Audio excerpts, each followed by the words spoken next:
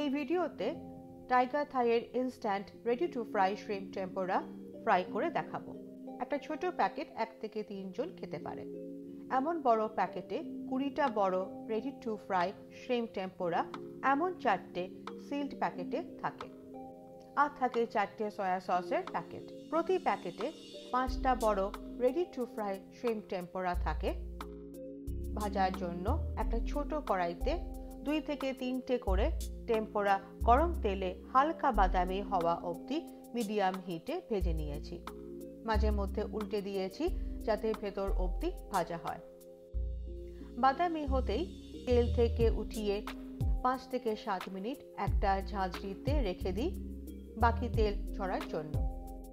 তারপর ডিফ্রস্ট হওয়া সয়া সসের সাথে ভাজা শ্রিম্প টেম্পোরা সার্ভ করি। ফ্রাই করার আগে ডিফ্রস্ট করার দরকার পড়ে না,